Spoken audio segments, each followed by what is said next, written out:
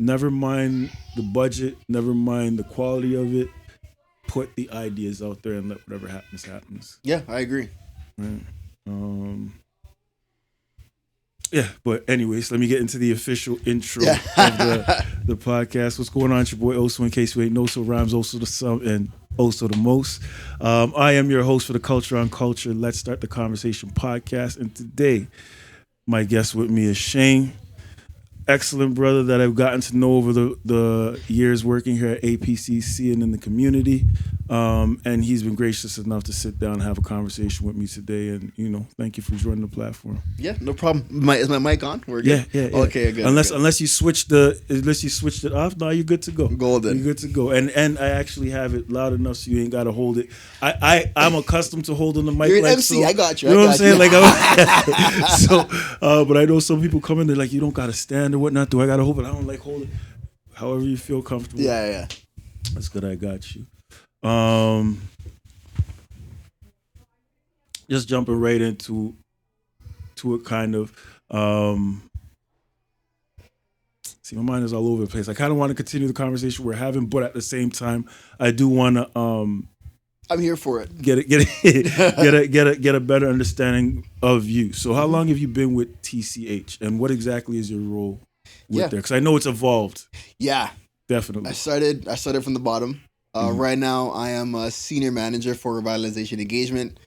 I've been in Toronto Housing for like 14 years. Mm-hmm. I started in AP actually as an unpaid intern through a placement.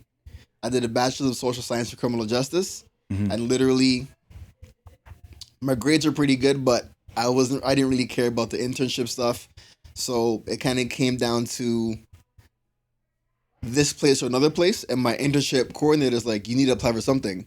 So I applied to here, and I think it was Ombudsman or something, and they literally, it was William Mendez reached out to me, and I chose here, and I haven't looked back. I've been to Toronto Housing. Yeah, they've grown me pretty much. Okay.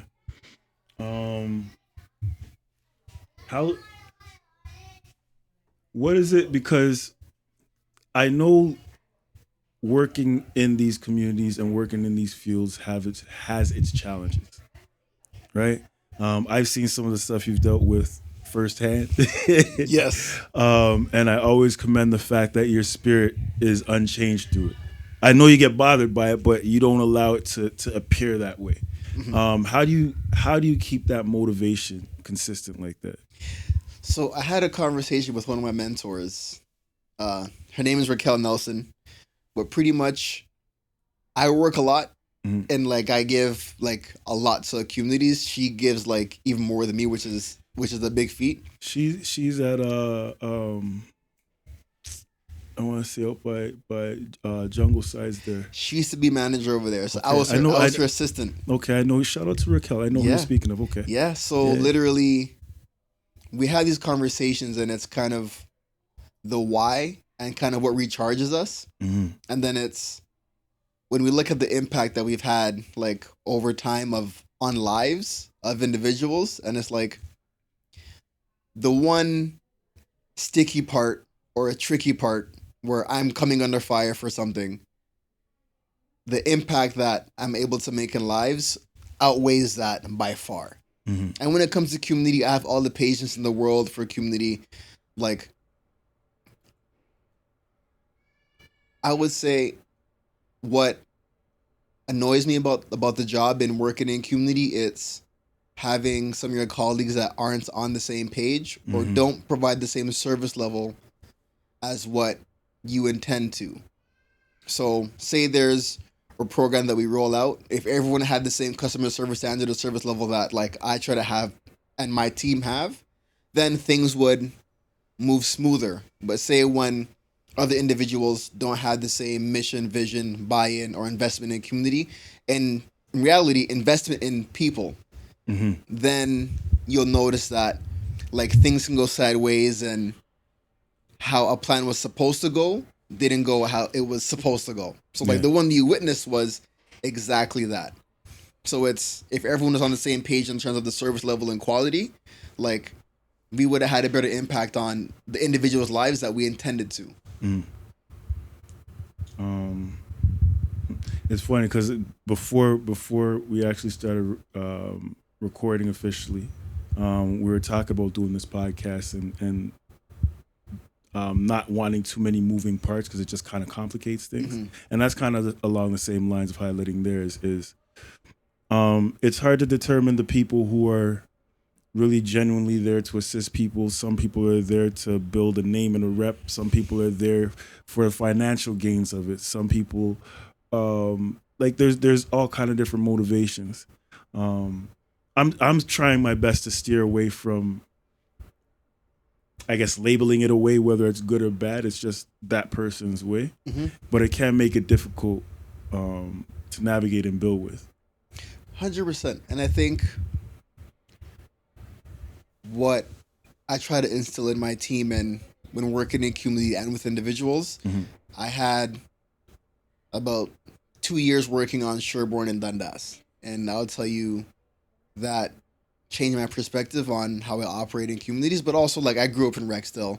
Like family wasn't really nothing that was good. I had some family members that were demons and goons and goblins, and some of my friends were goons and goblins. But working on Sherborne, like you'll understand, anyone can be anyone. And what I mean by that is, you can be also today.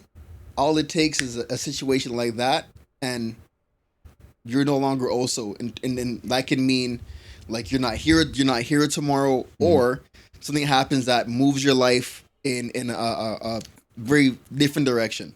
I've had an individual that I worked with when I was my time in Sherborne.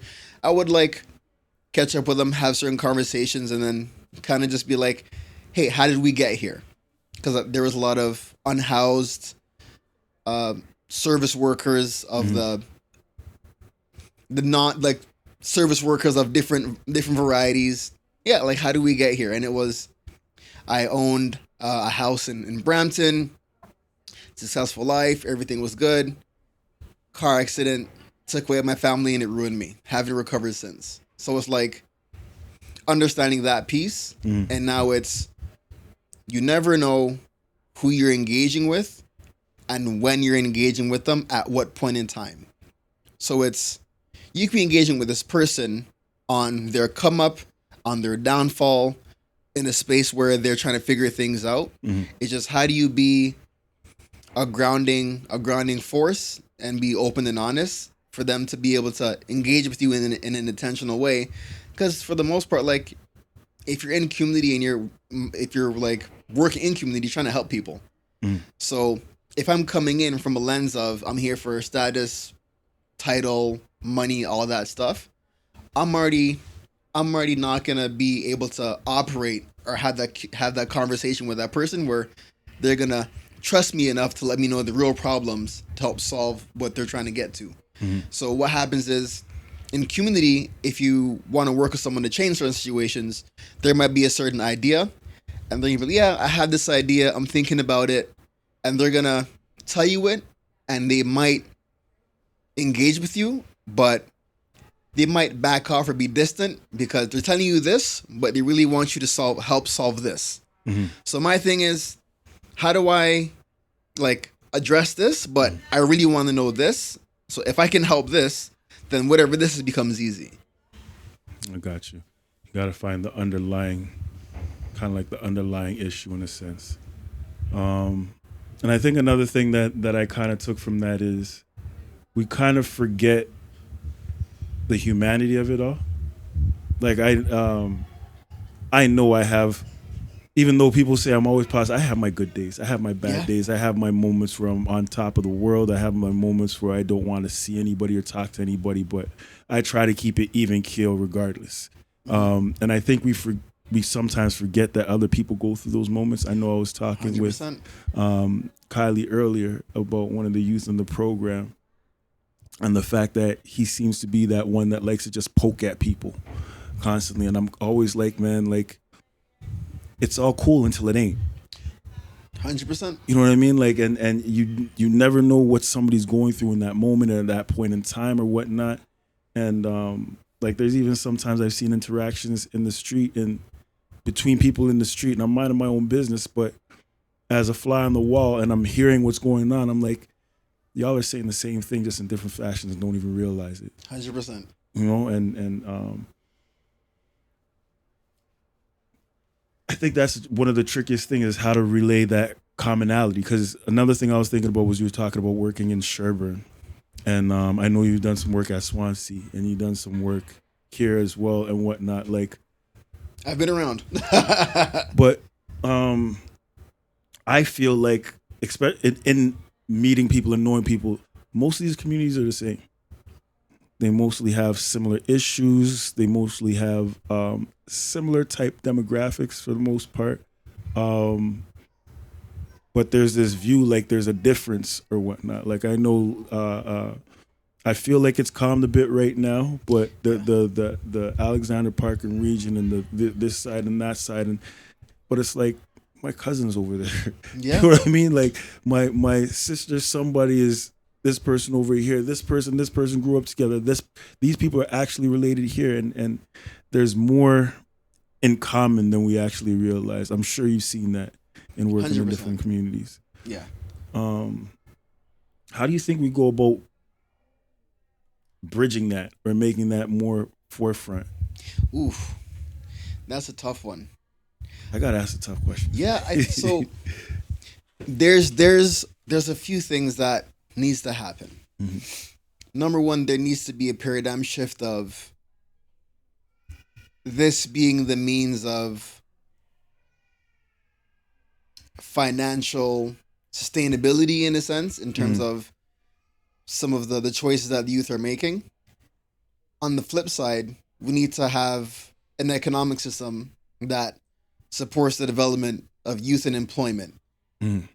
So we can't tell youth, hey, and these communities that, oh, you need to find other means, but there's massive lineups at Tim Hortons job fairs and all these things, and youth unemployment is at a high right now. And then I think in terms of there's some generational things that need to shift in households, in that, like working in Toronto housing, there's families that are okay with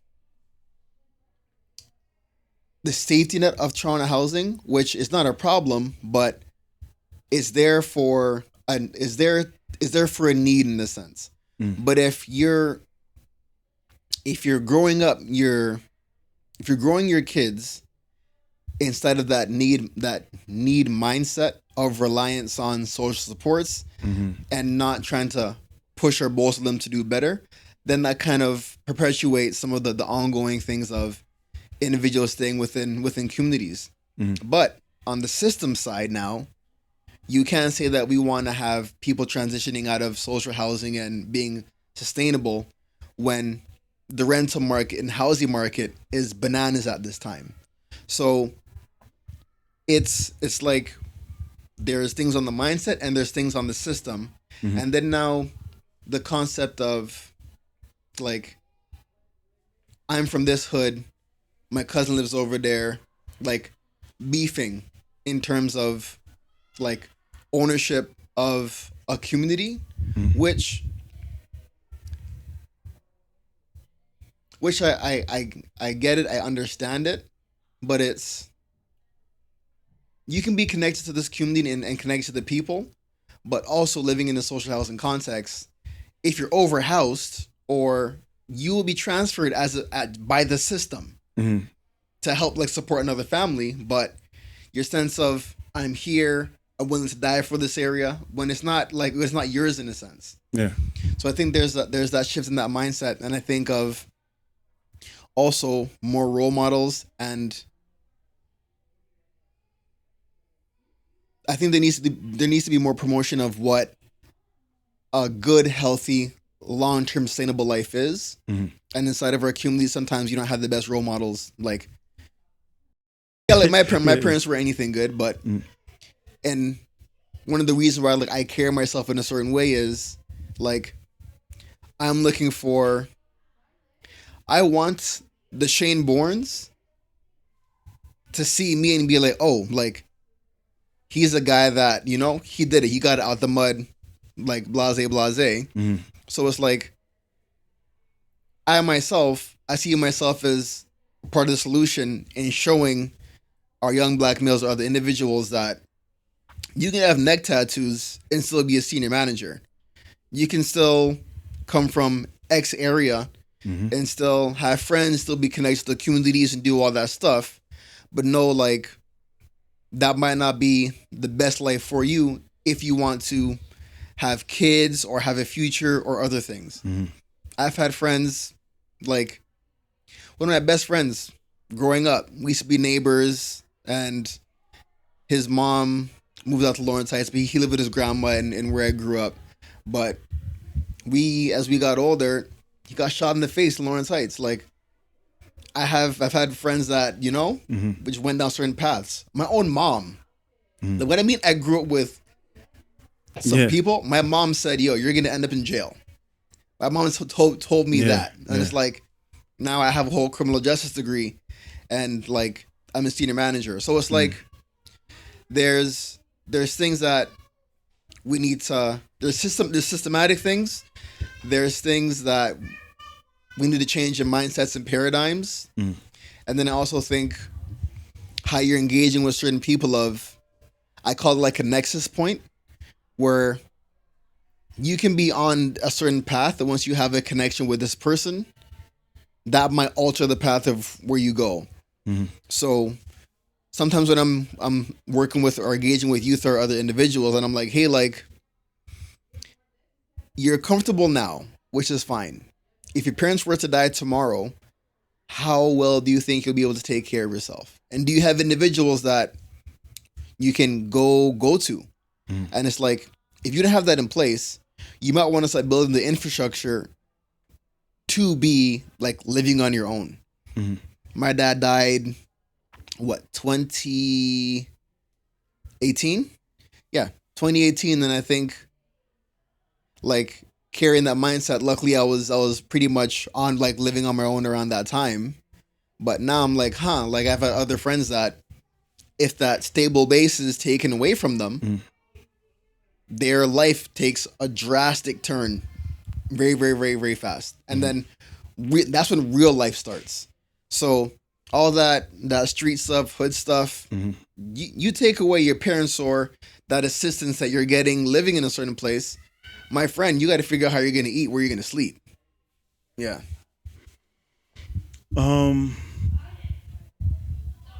Few things that I thought about most. The most recent thing you said was, in some cases, that's what motivates some to step into that realm. Is like, well, I gotta go out and get it so I can take care of myself and whatnot. 100%. But the sustainability of that isn't exactly realistic, and I don't think that's the part that gets highlighted enough. Is it's not realistic to be in that world sustainably for long periods of time. Like, another thing that ran through my mind was you have the ability to redefine yourself at any given point in time. And 100%. Yesterday doesn't define you. Today can define you more than that. Yeah. And taking ownership of that. And I remember having a conversation with a young gentleman. I've mentioned this before, but a young gentleman, and he was praising me for being a role model and doing the work that I do here. But I was just kind of like, but why not you? 100%. Like, why not you? Why? Like, I get a bit frustrated sometimes when I have a conversation and folks be like, yo, man, the way you doing, I got to praise you for how you doing your thing and whatnot, and I couldn't do that. And why can't you do that? Yeah. Why? I don't, and it's not a degrading statement, but I don't feel I'm that special that I'm doing anything different. I'm just making the tough decision at that point in time and saying, you know what, I know somebody's watching what I'm doing right now. I know I'm influencing 100%. Somebody out there somehow. So I got to make sure I'm stepping in a fashion that I would be proud to see that person watching me stepping in. 100%. I'm on that. I'm literally on that same mindset as you. And I think this generation is sometimes afraid of the hard work. Mhm. And I think I'm very realistic with when I'm talking with youth or other individuals on my journey to get here. Not that I'm somewhere right now, but if people ask me, how did you like become a senior manager or do this or do that? In terms of like the work life, I have pretty much worked, I think, 10 to 13 to 14-hour days for, I would say, 7 or 8 years straight. And it's like, sometimes like that's what it takes. And it's, people look at it in that context, but like there's guys out there that are on the block in the streets for 14, 15, 16 hour, like, you know? So it's kind of choose your hard and choose what hard makes the most sense. And I think the more individuals like yourself also of the role model and leading by example, and I think you have a certain warmness and like a good heart that makes people resonate and engage with you. And I think that's a power that I noticed from the jump. And I think that skill allows people to kind of be vulnerable with you in a sense and understand, like, it makes people vulnerable. And yeah, like they'll tell you like maybe what they're going through, what's on their mind, and they'll feel safe to lean on you and ask you, and they'll be inspired by you. And how'd you do this? I want to do that. Where say if it was someone else that didn't have your characteristics, they would probably be envious or kind of walk away and probably talk shit or something like that about you. Like, you know? Yeah.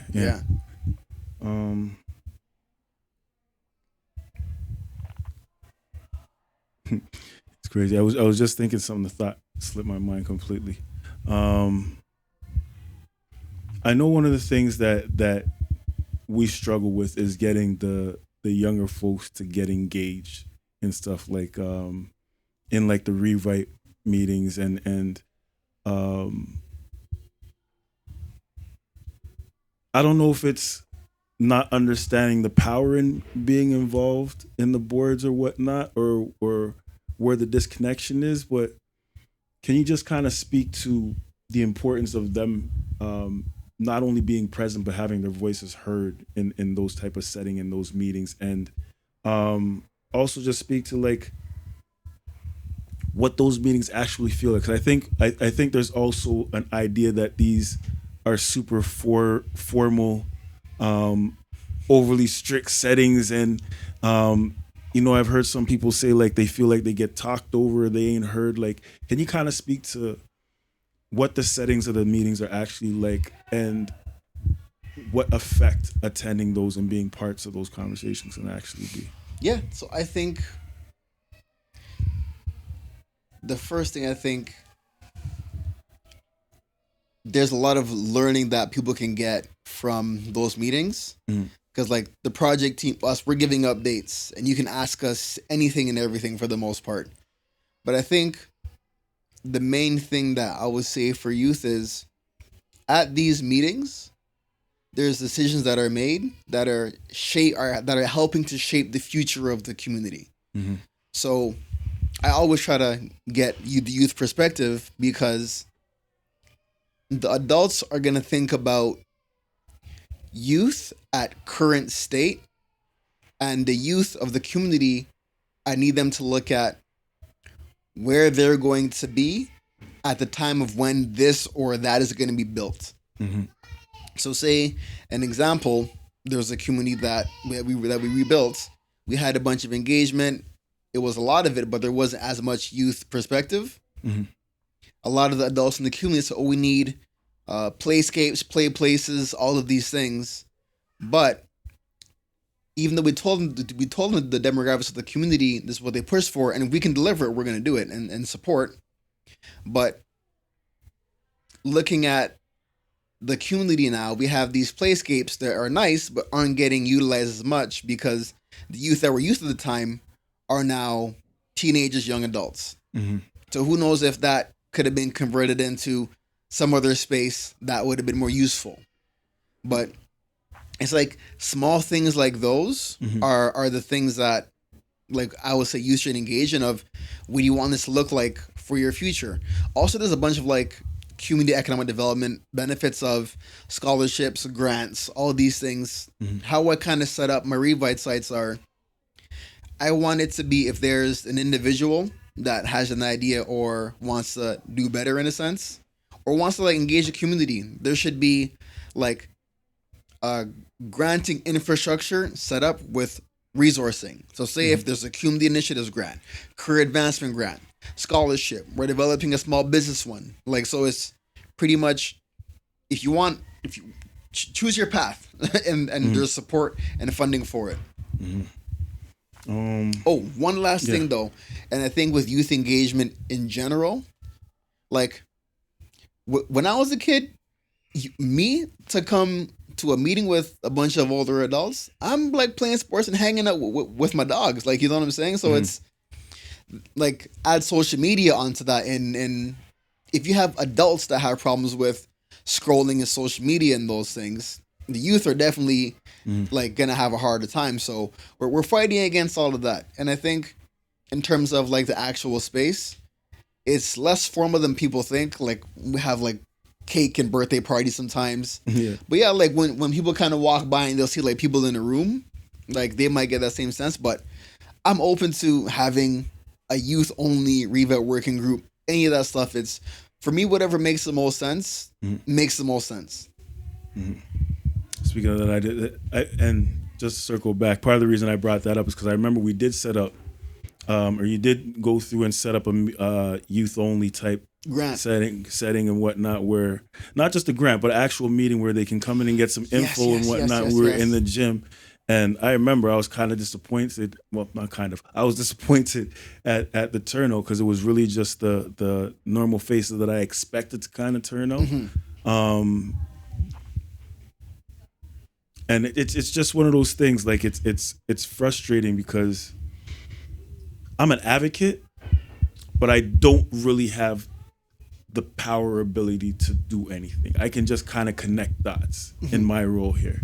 That's power, but yeah. It is power itself, but it's only like in the same fashion of you saying there's grants there or whatnot, but you got the individual have to make the choice of what you want to do and then step forward. Yeah. And in that same aspect, like that meeting stemmed from certain frustration. It was like, all right, we'll set up this meeting, cool, perfect.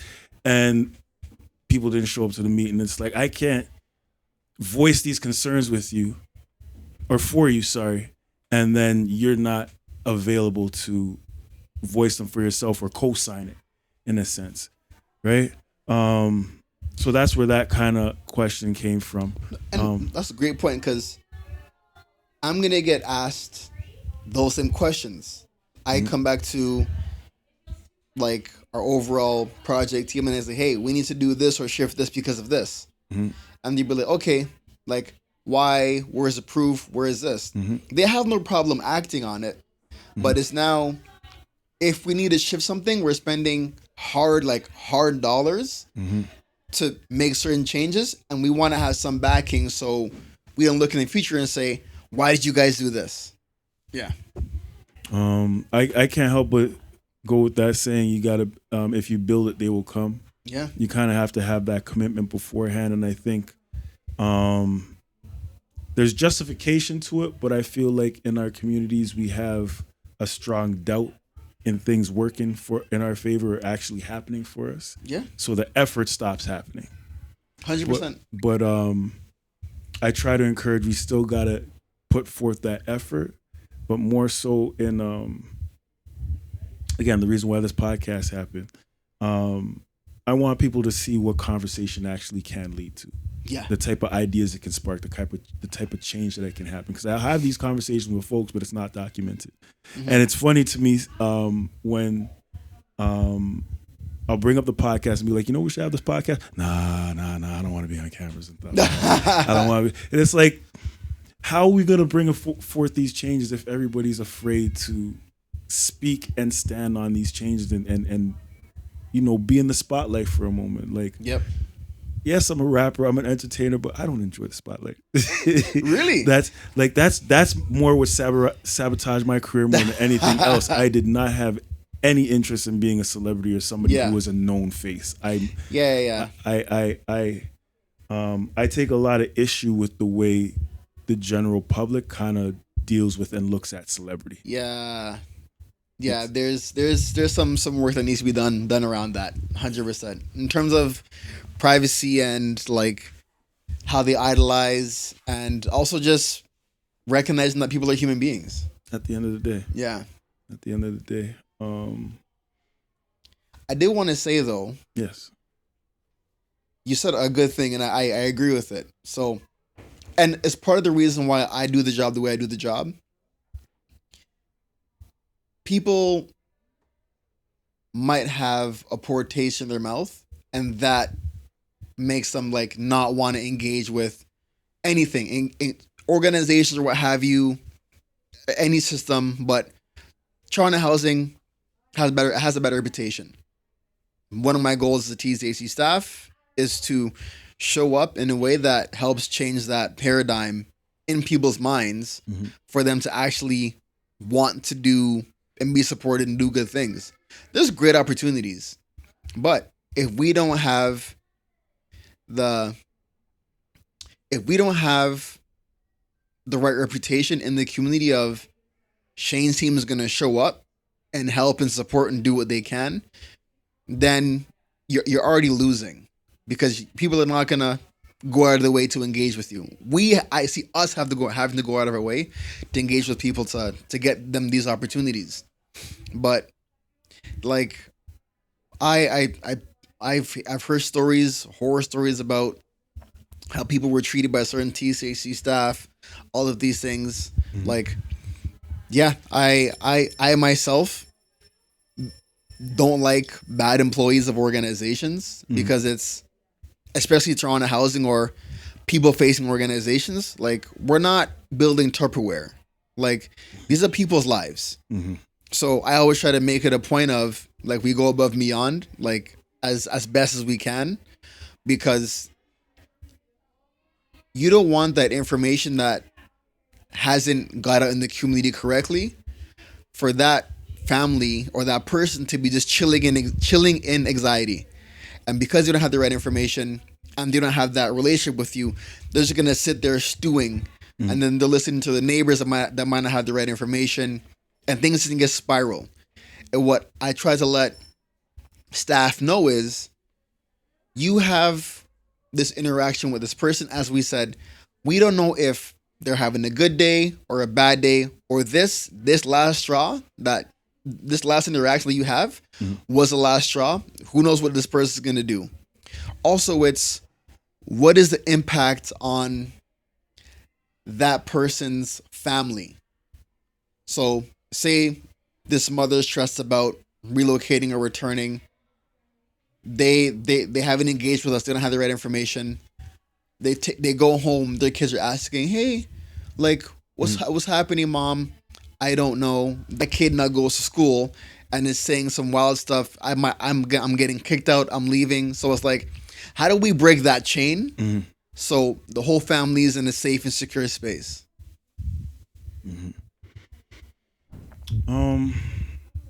My favorite word right now is accountability, and I feel like that is it's my favorite word because I feel like that would heal so many different things if folks just focused on their accountability and what they need to be accountable for, and then trust the process in a sense.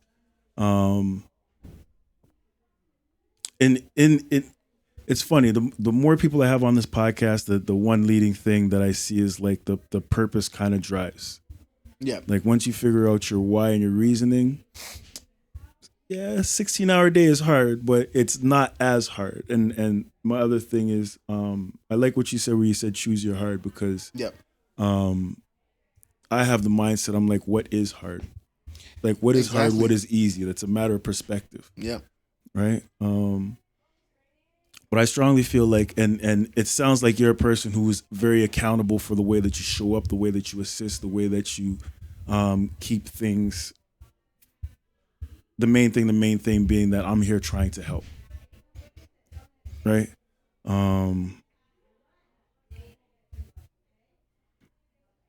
I almost feel like there needs to be like a complete curriculum overhaul. Just in the sense of I don't want to poo-poo on the school system or whatnot, but what are More than the school system. What are we really raising people to do? Or Yeah. how are we really raising them to function? Right? Are we really raising folks to communicate accordingly? Are they understanding finance? Right? I'm going on 45 this year, or in like a month or so. No way. I'm going on 45. You look in younger like a than month me now. also. That is outside crazy. Outside of the Graysby. And it's just probably the energy. That's all. I'm a kid. I stay a kid at heart. Yeah. But I'm still figuring out financial processes and whatnot that some people know from a youthful age. Like I know some of the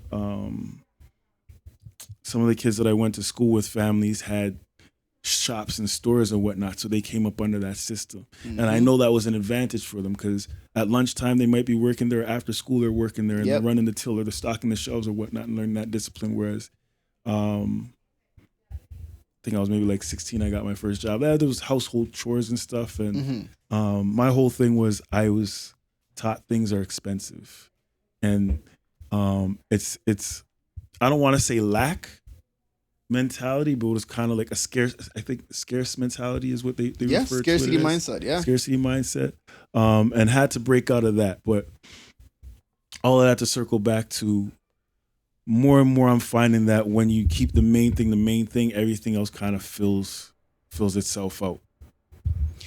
100%. I think I'm in my 30s now, and I would say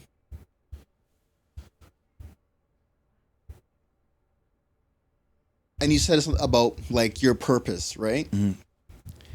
I think I do a lot of internal reflection and kind of recognizing what, why, how I operate. And then once you kind of recognize, so for me, I recognized people are everything. And then helping and supporting people is kind of like one of the core things that should drive human behavior. Because if you look at good things, and for the most part, it all comes back to helping people in a certain way. And once I kind of understood, like, that is what I truly want to do, then everything else comes how it comes.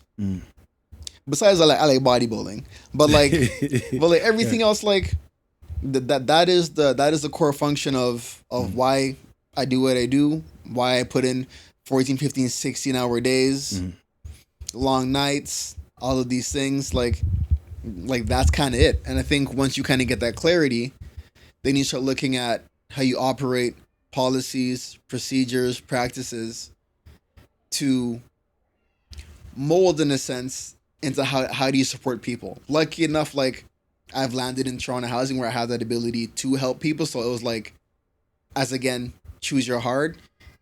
It's a lot of work. It's hard, but I feel like if I didn't have that alignment of purpose, it would be way harder for me doing what I do and having the long nights and doing all these things. And you said the key thing in introspection and figuring out why certain things happen. I'm a strong believer that what is meant for you is meant for you. Yep. Right? So I don't feel like you're in that role by accident.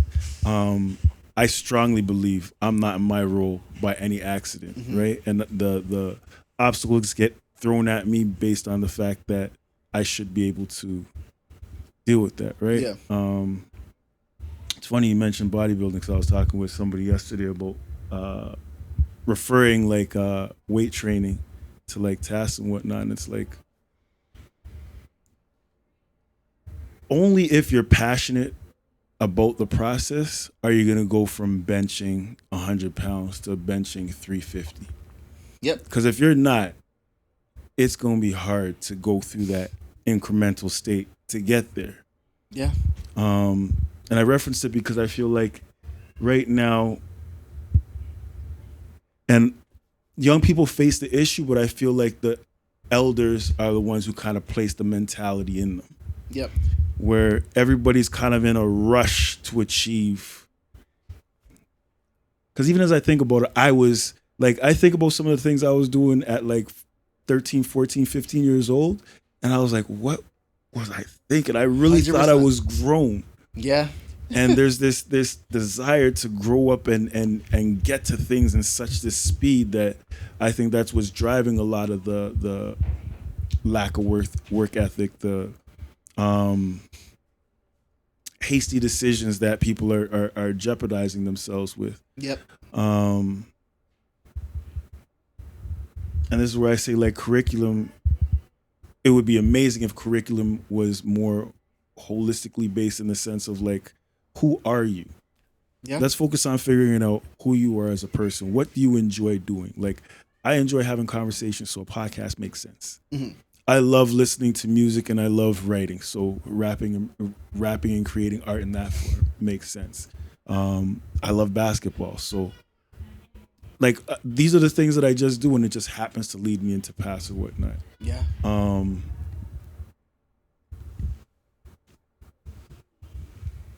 I don't know how to change the curriculum.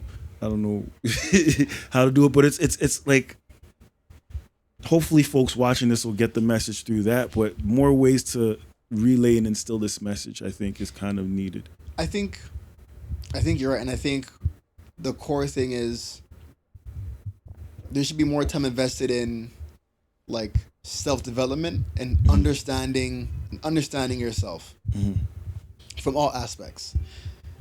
When you look at people, this might sound bad, but for the most part, people are operating in their day-to-day life and activities based off of past traumas or operating systems that might not be the best or useful that are implanted in them by their parents. So now it's, if that is your standard way of operating, you're just only existing and you're not really knowing yourself, and you're not in alignment of what you are, or of what you are, who you are, what you want to be, or what you want to do.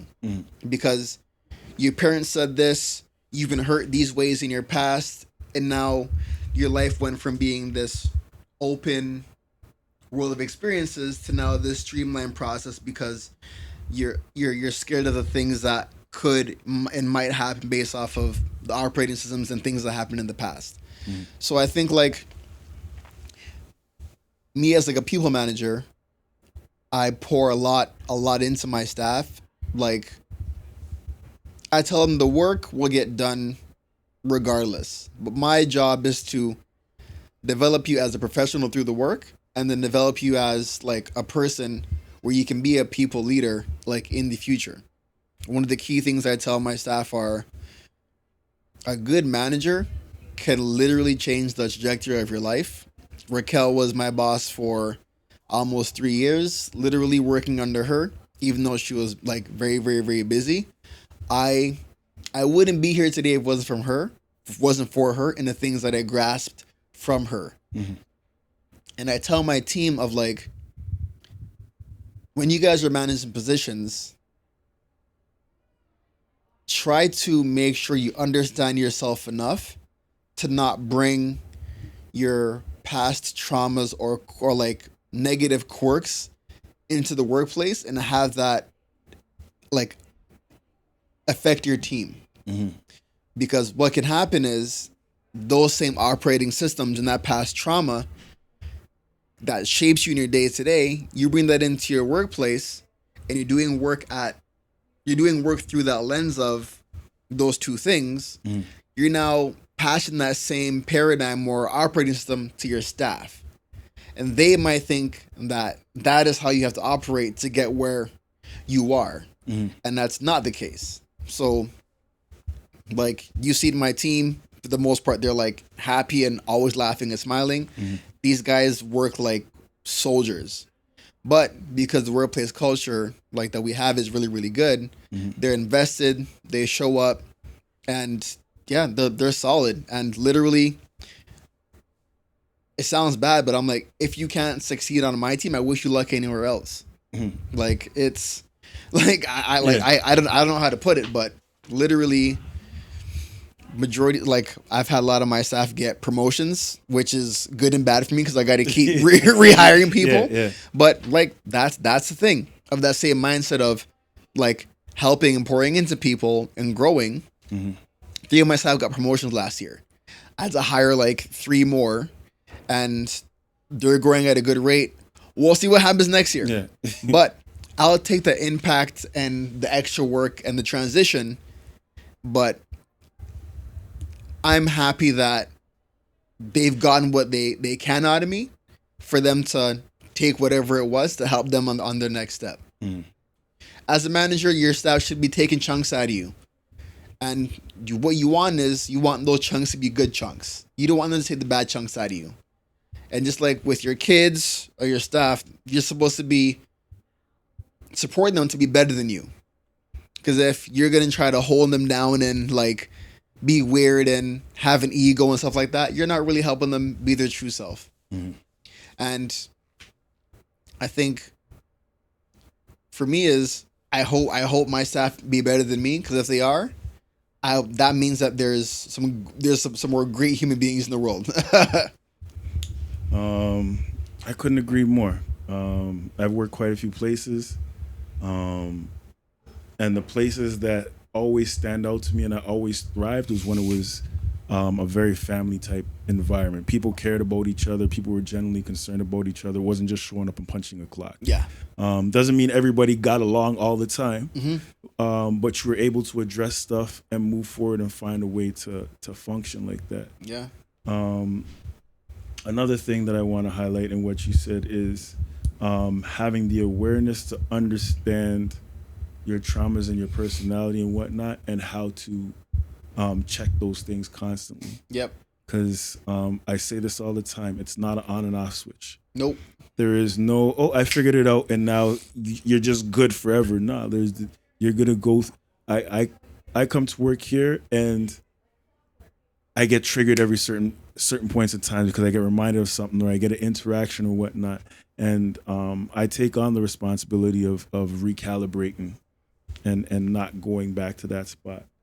A question that I did want to ask though, when it comes to finance, I always have this theory that no matter what the case, I'm going to get what I need. I may not get the amount that I want, but whatever it is that I need to sustain what I need to sustain always finds its way to me. As long as I keep the main thing. Did you find yourself, or how did you juggle that? Were you able to keep the main thing, or were there points in times where it was like, I gotta get this bread, and your focus shifted and focus on getting the bread? And how did that work out? So there is a quote where it says, "Focus on excellence, and the finances will come," or something along the lines of that. I would say I was never rich. I'm still not rich. It's just me and my wife. We pretty much got out the mud. My wife grew up in Toronto housing. I didn't. But it's like I grew up like house poor. So like we lived in a house, but that house took it out of us. Like I was giving my OSAP to my mom to help pay the mortgage and stuff, like stupidness. But I would say, like, I always focused on doing a good job. I didn't really push for or negotiate X amount of dollars or whatever.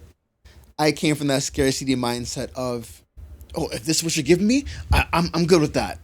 Like, I'd never really had nice things. I still don't really have nice things. I drive old cars. Like, my friends all make fun of me because I would always buy old phones and not get anything new. And like me and my wife, we need to kind of break out of that mindset. But literally, I've always focused on doing a good job, and for the most part, everything else fell in line because of that. Mm. And I think and I told my staff this too, of say if I took my foot off the gas a bit at the work that I do at Toronto Housing and tried to pursue a little bit of bread over here, a little bit of bread over there, that wouldn't have allowed me to like progress in my career as much, because that time that I needed and that refinement and the extra hours in the job helped progress me further. Mm. So it's now, do you take off a chunk of the main thing being the main thing to kind of put a little bit of it inside here, and this thing might grow or not grow, but this thing here is somewhat guaranteed to grow if you're putting your all into it. And then at a certain point, like I always tell my team, like at a certain point, once you feel like you're in a good space, you're comfortable or what have you, then you can start like doing other stuff. But for me personally, like if I didn't keep the main thing, and it sounds bad, but didn't put in these 14, 15 hour days, I wouldn't be here and I wouldn't be making this amount right now. Yeah. And I think one of the key things too is like alignment of your purpose and like, what do you want for your future? So a lot of people, what they're doing is they're having a full-time job and they're doing a side hustle on the side. And like, that's cool, but it's like, okay, do you want to be a full-time, it's like, is this side hustle just to get a bit of extra money, or are you looking to transition this to being your full-time, like retirement, like what is your goal? So if your goal is, I just want to be this age and not have to work, and it's like, what age is that? Is that a retirement age? Because if it is, then you can just work a normal job that, or is it earlier? Does that mean you have to save more aggressive, have more contributions to your RRSP, or do you want to be more aggressive and be self-sustaining and work on yourself like completely? So it's either, unless you're willing to like have 17-hour days where half of that time is working on yourself and your personal business and the other half is your full-time job, or you had the luxury of like a support system to go all in your business, like you got to have some of those conversations internally to help like your decision making become efficient, because you don't want to get sidetracked at a bunch of other side stuff that is a waste of time sometimes. Got you. Want to interject one thing there. Rich in spirit, very rich in spirit. Which is my primary thing. Like, the world is a tricky place, man. It's a very tricky place. Very. But I feel like if you're rich in spirit, the finances will follow. 100%. Finances will always follow. And yeah, the nice thing stuff. I'm kind of torn with that, because I remember years ago having a conversation with a friend, and he was telling me a story about a friend of his who recently become a doctor, and he came back to the block and he said he was in like a Honda Accord, and he was like, "Yo, what you doing, man? Like, you have an opportunity to really show these young guys something right now. You should have pulled up in a Benz and whatnot, show them that you're getting it or whatnot." And his friend was like, "Yeah, I hear you, whatnot, but this is what I wanted to get." And I was like, you know what? I think that was actually even more powerful. 100%. Because like, and I remember all of this stuff always comes from different debates I have with people, but having a debate over the reason why people want certain things. Because there was a point in time where I was like, yo, I got to get a G-Wagon. Like, that's my dream car. I need a G-Wagon. But then I thought to myself one day, I'm like, what do I really want the G-Wagon for? I can't tell you no specs about it. I can't tell you its trunk space, its gas kilometers. It just looked nice, and I'll be stunting in it. Yep. And then from there, I had to kind of check my vanity on that. Like, all right, it's not really for me. It's for what it'll make me appear to be. Yep. Right? So that started getting into deeper conversation of what do I value? How do I value myself? What is my value system? 100%. Right. I have a 2009 Honda Accord, and I have a 2007 Acura RDX. Mm-hmm. They're both very old cars. Mm-hmm. Only reason why I have the two is my wife doesn't have her license, but we're probably looking to have kids sometime end of this year, next year, and I want her to be driving once we have kids. The Acura, I got it recently. That thing cost me $2,300, and I haggled my guy to get that price. Yeah. But literally, like from growing up in a scarcity mindset and seeing family members get and friends get caught up in a trap of a car. My sister drove what? She had at the time, I don't know if she still has it, but 2007, 2008 Mercedes Benz. Back in the day, like because it's old now, but back in the day when she had it, like it was a newer car. Yeah.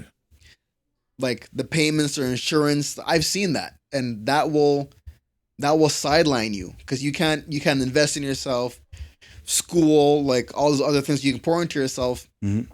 You can't do that because half your paycheck is tied up inside of a car. I've had friends where they're like, "Yo, what?" Like my first car was a 2000 Honda Accord that the paint was falling off, and I was spray painted. But I spray painted it. I spray painted the rims black. I blacked out the headlights. I put some leather cover on it. It looked like a Batmobile. It looked kind of cool, but you can tell it was dodgy. Yeah.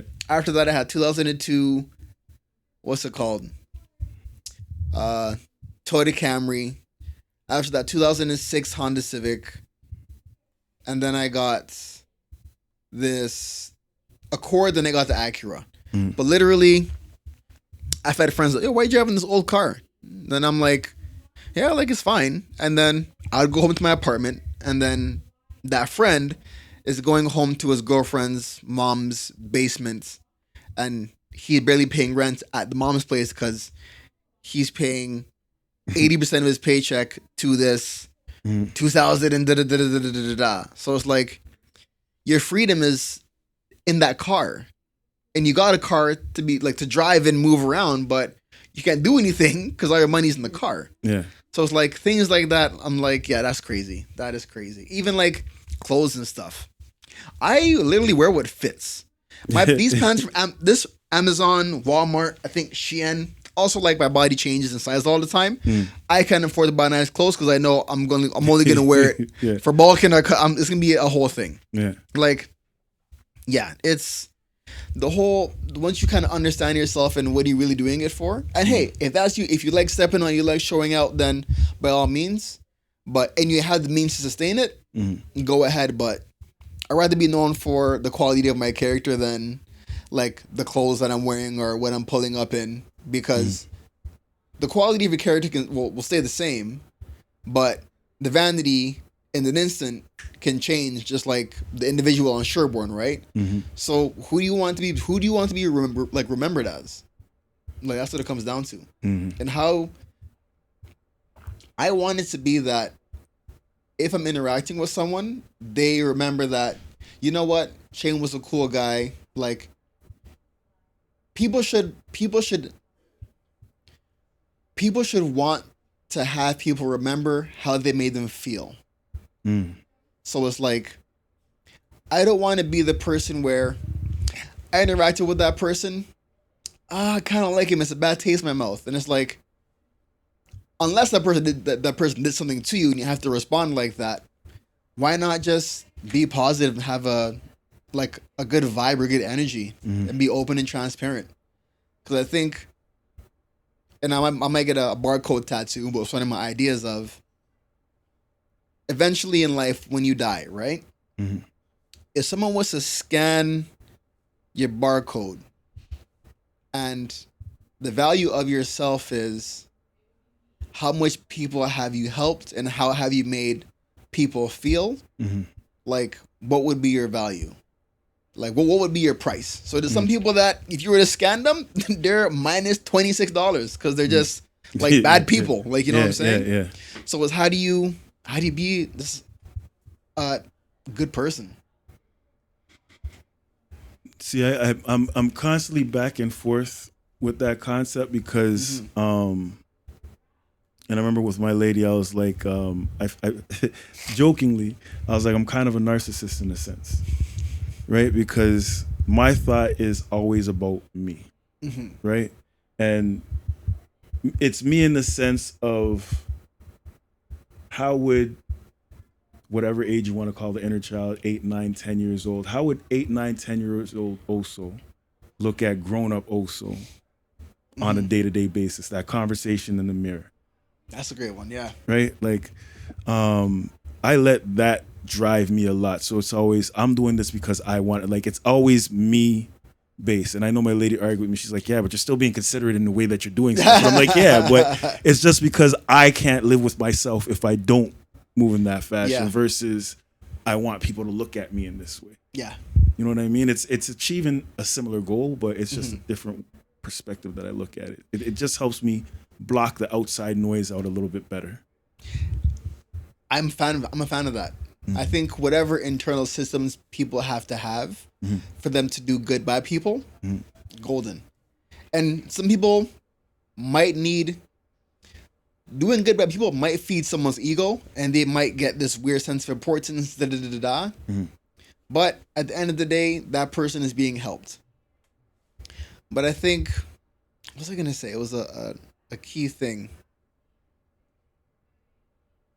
I think I lost it, but it was something along the lines of helping people. Oh, I think one thing that I noticed, and I low key, like, sounds like I pray for it. I ask God for the wisdom to be able to give back, and I think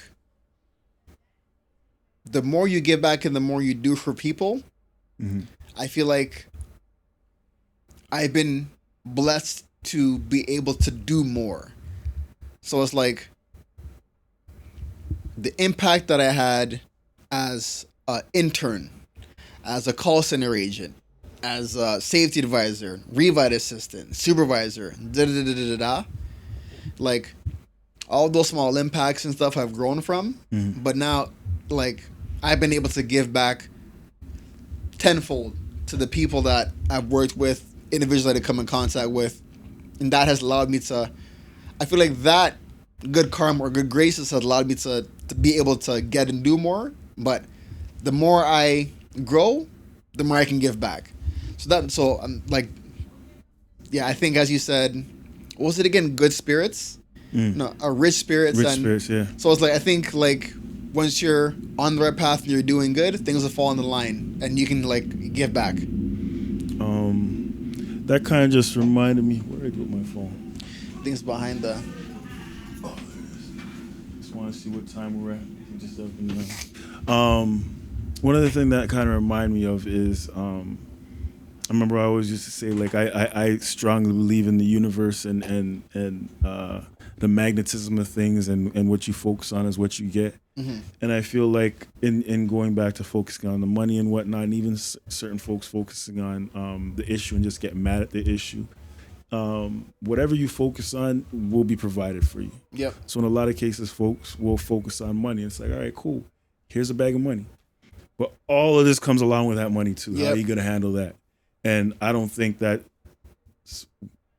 people take that in enough and understand that's where the struggles come in. Yep. Right? Because, as you said, your focus was on helping people and whatnot, and situations would come and you'd intern for however many hours, and you'd be able to manage it because at the end of the day, you were able to do what you wanted to do, which was help some people. Yep. Okay, you were successful at that. Here's a different situation. See if you can help more people and deal with that. And because it's still the main thing, you're able to take the capacity for it. But if you're just focusing on the money, then it's like, all right, cool, here's a bag of money, but now you might have to do like 50 interviews today.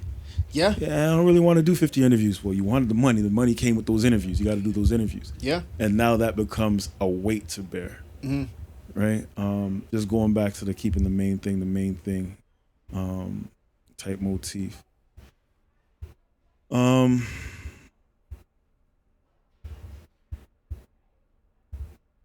it's a million ways that I want to go, but I don't want to get too deep into anything or whatnot. I'm an open book, so you let me know. No, because and I can also come back for another session. You let me know. Yeah, no, for sure. We are gonna cut it shortly. I do want to ask though, religious based person or faith based person? Bit of both. Mm-hmm. I think a bit of both. I think I didn't grow up necessarily inside of like a church or anything. I went a couple times when I was younger. Mm-hmm. Like I pray and stuff, Mm-hmm. and my family is Seventh-day Adventist, so I stay away from certain things. Mm-hmm. But as you can tell, I'm tatted, Yeah. so you know. yeah, not everything. Yeah, no, I just asked and I get curious. Well, obviously you mentioned God, so I was just curious of the mindset there. But also I just see right now there's a lot of gray area along it, right? Whether it's Christianity, whether it's Buddhism, whether it's Islam, whether it's there's a lot of gray area of Mm-hmm. and people dancing around that. Me personally, I look at it as spirituality. Whatever you want to label it as, you can label it Mm-hmm. as, but we're all kind of referring to the same thing. Yeah. And that also kind of drives the connectivity of it. Right? Yeah, no, that's all. I think, and it brings it back to helping people and becoming a good person. For the most part, if you look at the core tenets of religions across the spectrum, it's do good by your neighbor, be a good person, help, don't be a waste-suit. Like, you know, like, like don't be a demon. Like, those are the main things across tenets. So it's like the driving force of human nature should be being a good person, giving back, and supporting others. Random question, but we'll probably close it off with this. What is Shane listening to these days? Oof.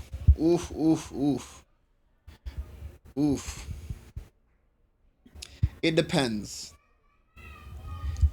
So if we go to the whip right now, we're going out to get something. The car turns on right now. What's going to be playing right now? 680 News or News Talk 1010. And then I would say I'm a random guy. Like you'll have podcasts of like bodybuilding, I like self-improvement stuff. Sorry, what is it that got you into bodybuilding? Oh, you're gonna like this one. I was a fat kid growing up, and then ended up playing some sports in high school. I was like too slow. I was too slow to make like the soccer team in middle school, but I started playing football in like grade 10. But I always had amazing skill in soccer. So yeah, ended up playing soccer, football, volleyball, a bunch of sports in high school. Still chubby-ish guy. And then I think I got more into working out. It was like my first year, I think, of full secondary. And there was a guy named C.T. Fletcher who was like this hardcore guy, like trained like crazy, and like I got super motivated. But that was my gateway into like mainstream, into like more hardcore bodybuilding, of like competing and stuff like that. But I trained for a while, and I always said I was gonna compete. And I'll go to a couple gyms and I said I'm gonna compete one day. I'm gonna compete, and then people are like, "Yo, I haven't seen you in a while. Did you compete yet?" And I'm like, "Nah, I didn't compete yet." Blah blah blah. And they would harass me and like joke about it. And then what I realized is like my dad, he used to like train back in the day too, big dude, and then he always said he was gonna compete and never did. And then one of my boys, who was my bodybuilding coach, when I decided to do a show, this is I think it was 2018. He was like, "Oh, yeah, it was 2018." So he said, I can get you ready for a show. You know that, right?" And I'm like, I was like, had in the back of my mind. And then when my dad passed away, I said, I'm going to do a show. So when he passed away, I think it was maybe a couple of months after, I seen my same boy who said he can coach me in bodybuilding. He said, "Yo, again, I can get you ready for a show." So I said, if I go home and there's a show that I want to do in the correct amount of time, I have no choice. I'm doing it. I went home, I searched it up, and literally the show was on the date, like the correct date for the correct time that we had planned for. And yeah, we went to work. So that's what kind of got me to do my first bodybuilding show. It was Men's Physique. I won that show. What was fried was I had dreams.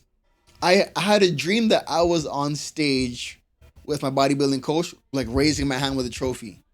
And like that same image kind of came to fruition. Yeah. And what made it even crazier was I was a vegetarian at the time when I did that bodybuilding show. Okay. And I was working full time. And literally I would wake up in the morning at around 4:45 a.m. for like around 4 to 5. I would go to the gym. I would do an hour on the Stairmaster, like level 10. I would like burn 1,000 calories before breakfast. I would come home, eat, go work a full-time job in Lawrence Heights, and then I would finish work. The Lawrence Square Mall had the Fit for Less. I would go there, train, do another hour of cardio, come home, rinse and repeat. And yeah, ended up doing the show. My coworkers are like, because bodybuilding is extreme. So like them seeing my cheekbones and I'm sunken in the face. Yeah. Like they were like, Shane, are you sick? Like what is going on? But yeah, ended up doing that show. I won. And then ever since then, yeah, I've been kind of increasing my weight and yeah. Okay. So now I interrupted, but you said you're listening to bodybuilding podcasts and stuff like that. You listen to 680 News and whatnot. News Talk 1010. I would say my music interests are all over the place. Like dancehall, soca, rap. But I save the dancehall and soca. I try not to listen to it too much because if I go to a party, I want it to hit. You know, I want it to hit. Sometimes when you overplay a song, it doesn't have the same oomph. But yeah, and then like Coldplay, I like Coldplay. Like I'm a random guy. Yeah. I'm a random guy. Yeah. Okay. No, I was just curious. I'm a music guy, obviously. My podcasts and stuff here and there. I love my sports. So I listen to basketball stuff. Like I do listen to football stuff. There's Chad John, like Nightcap. Yeah. Shannon Sharp. I mess with the guys heavy because I love football. Yeah. With music, I find so like I listen to some reggae, some soca, some other, but not too much. I find like I got to be in a certain setting for that. Yeah. Like I can't find myself in the car. Even my Afro beats. I love my Afro beats and whatnot. I'm heavy in Afro beats too. Yeah. But it's still like if I'm in party mode, cool. When I'm just driving down the road, I'm like, not as much hip hop these days. I listen to a lot of Kendrick. I listen to some Cole here and there, but not a whole lot. D Smoke too. There's certain people that I listen to here and there, but not a whole lot. Lo-fi beats. I definitely be playing some lo-fi beats. When I'm driving though, I depending on the drive, I like listening to some battle rap. I love the battle rap when I'm driving. It keeps me alert, keeps me hype. Yeah. But I'm kind of like you. I'm kind of random. It's kind of all over the place. I like my soul classics from the 60s and the 70s. I like my pop era stuff. Yeah. From wherever. Yeah, I do like. Yeah. Definitely love my funk. Love my jazz stuff. Classical. I get into classical every so often. I bump classical when I'm when I'm trying to lock in to do a bunch of work. I'll listen to classical music for a long time. Yeah, I do like house music. I will say I get people throw rocks at me. I don't listen to R&B. No. 90s R&B. No. It's I don't like slow music. Yeah. I'm very like Yeah, 90s R&B. My wife, people throw rocks at me for that one. Yeah. I have my time and my place for certain R&B records. It's a time and place for it. Yeah. That's funny. Yeah. I even taken like, it's so crazy. There's this genre, like, I like upbeat music. So I don't know if you know Jersey pop or Jersey, something like that. I forgot what it's called. Some music in the States, they do a bunch of remix stuff like Jersey pop, just like Brazilian funk. I have no idea, no idea what they're saying, but it's like I listen to that in the gym heavy. A bunch of different stuff. So, in highlighting that the Brazilian funk, there's sometimes you don't understand what they're saying. That's one thing that I've actually gotten real conscious of is I need to know what's being said on this record. That's a great point. Before I'm repeating this in my head. Programming you know what I'm saying? Like I've gotten very, very mindful of that. Right? Especially in today's climate where I'm a arts purist in a sense, especially a music purist. I love music that is created from a genuine place, that is pushing boundaries, that is fresh and just authentic. Yeah, you're bumping D Smoke and Kendrick and Cole. Yeah, that's right. And I feel like at this point in time, because everybody's pursuing the bag and the celebrity of it or whatnot, there are more people that are trying to, I guess, how do I want to say this? Recreate a product rather than developing a product. Yeah. You know what I mean? I don't know. How do you feel about the like? Do you think about music in that aspect, or like? Because I know music is everything to me, so I think about it deeply. Like it's almost like my Bible in a sense. The music that I listen to or whatnot. Like it. I think about people like that. I think when you look at someone, not when we look at someone, like I hope people can get to a space where they're authentically themselves and like in being able to engage in whatever interests that they are or want to be.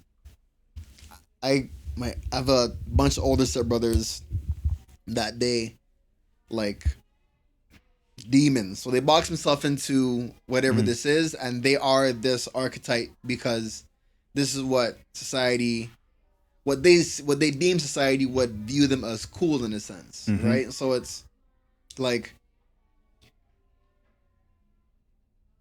are people recreations of other individuals, or are you yourself? So like, I have Malcolm X tattoo, back of my neck is a Naruto tattoo. I got like I'm myself. I'm jokey, like almost everywhere I go. Like how you see me here is gonna be how you see me somewhere else. Yeah, I do have like, if I'm speaking to the media or TV or news, there's a Shane Bourne, but for the most part, like even you can kind of see when I'm speaking on TV and stuff that authenticity and like open-heartedness and caring comes through for the most part. I think it does. But it's like, yeah, hope people can not be a creation or archetype of what they think or see and be themselves and take the good characteristics from like what their interests and be who they want to be or be who they are. In saying that, the main thing that I thought of that it made me think of is code switching. Yep. And I know some people look at that as a bad thing. Some people, I think it's fairly essential to be able to read the room and adjust accordingly. 100%. I think, yeah, code switching is one of those interesting things because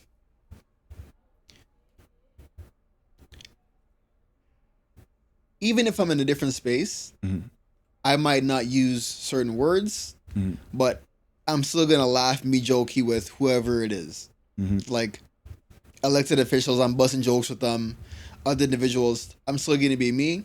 I might not be out there saying, yo, something about this body or something, you know? Like, but say if I'm with you or like my team or whatever, like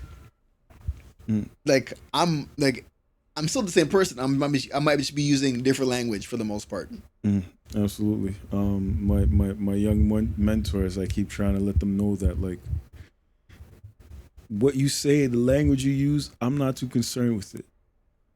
setting matters to me though. Yeah. You know what I mean? If we're chilling in the center here and we're just in the gym and hooping and whatnot, fine.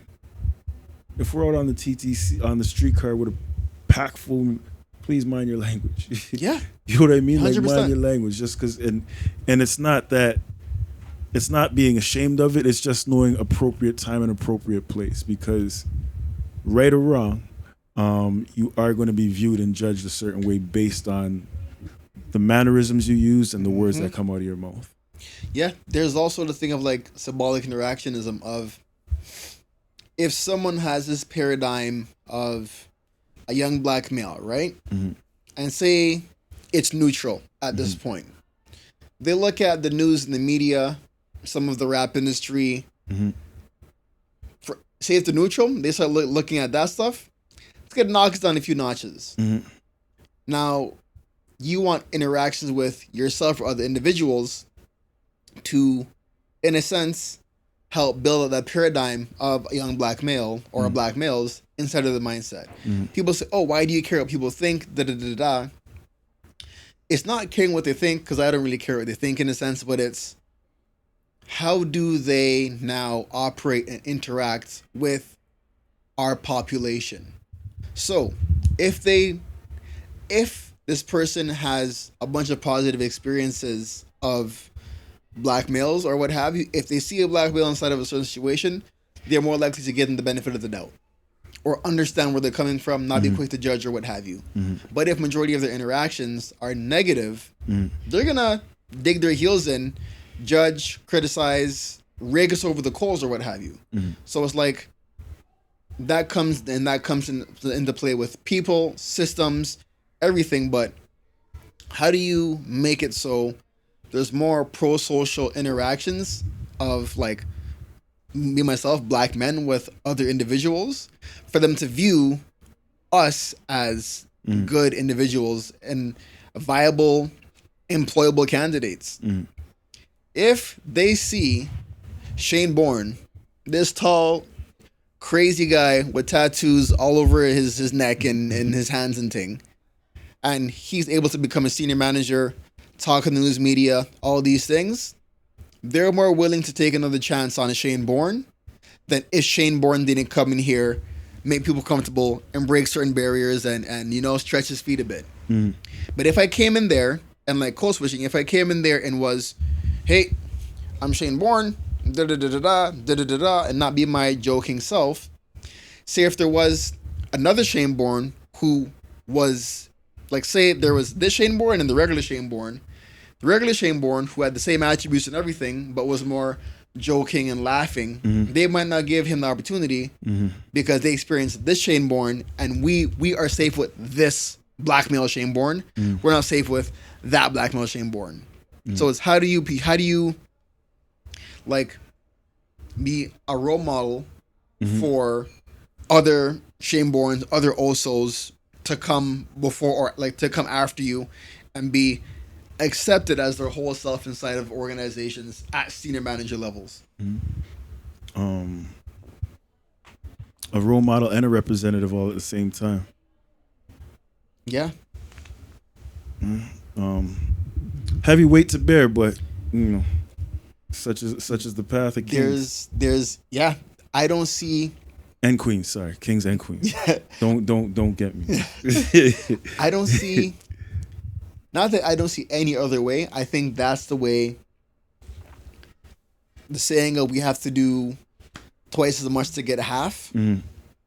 I've witnessed it. I've experienced it. So it's like, I tell people like, hey, if you want to be more, you got to do more and then do some more. And I don't like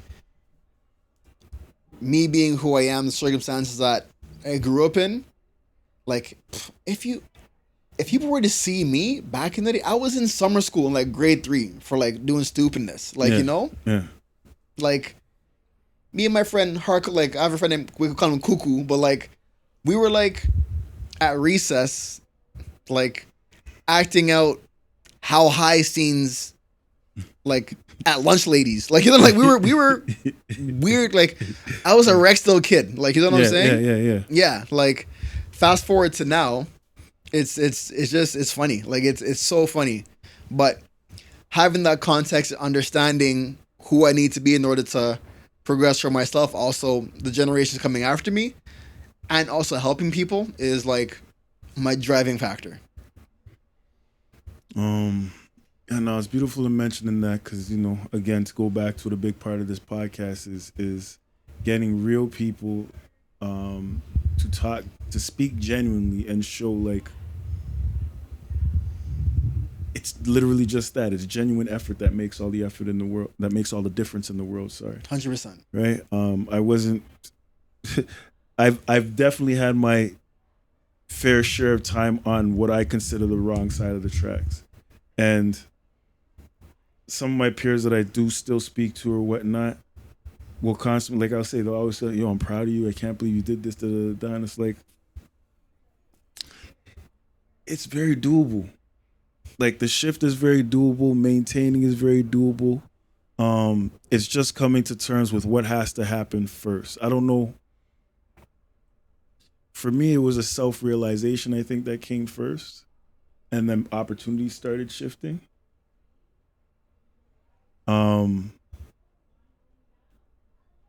Which I battle with because sometimes I'm like, maybe I just need to give this person an opportunity, and then I give them an opportunity and it doesn't work out. And I'm like, damn, they weren't ready for it. Yep.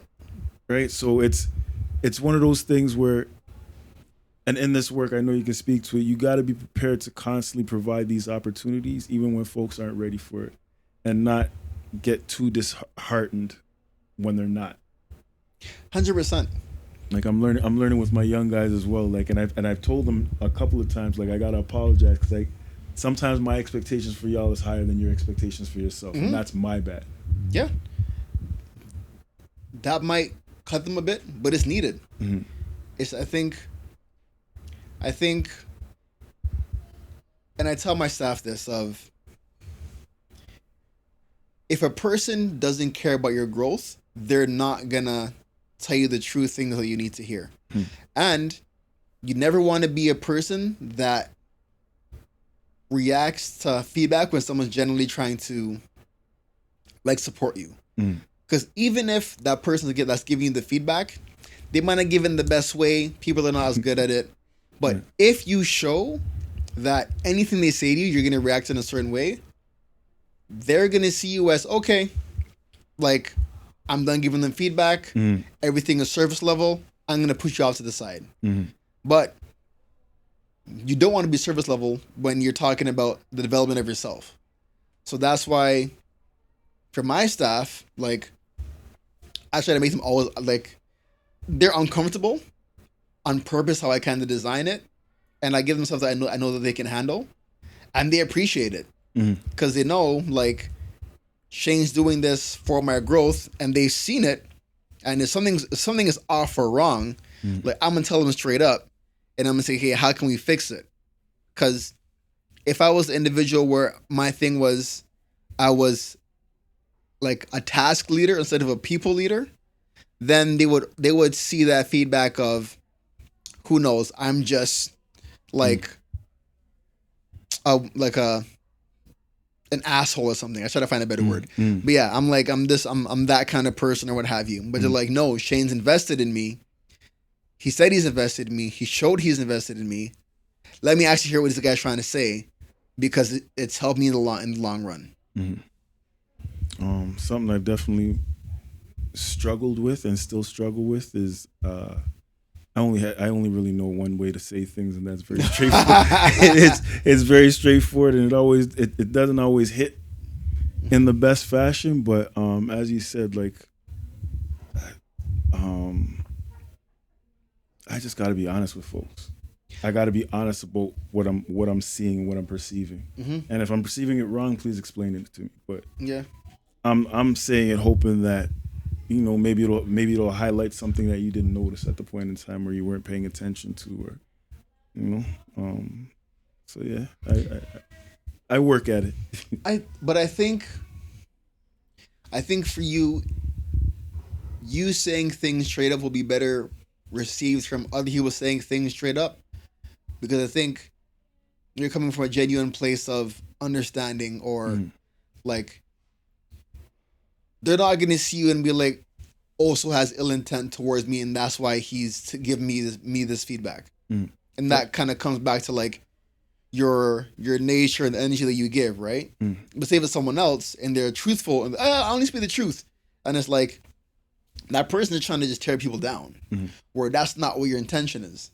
So I think like the person that you are, the setting that it's in, and like your intention will allow you to have some open and hard conversations.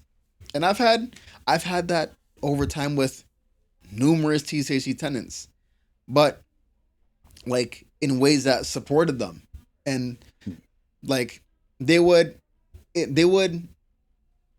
have a conversation with me about service level stuff, and then over time they're like, okay, Shane, this is what's really happening. And again, remember I said there's this and there's that.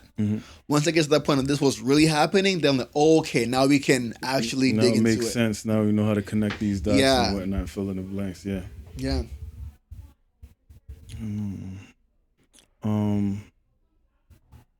Really dope conversation.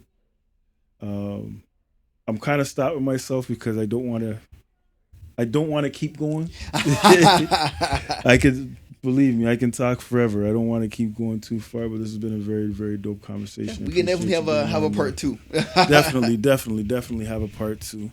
But I appreciate you for showing up and being on the platform, being as open and as vulnerable as I thought you would be. We see what you get. Literally. Exactly. Yeah. Boss, anytime you let me know. For sure. Until the next one, catch Culture on Culture peoples. Be blessed. That was good, man. Wasn't that bad. Wasn't how we do for time.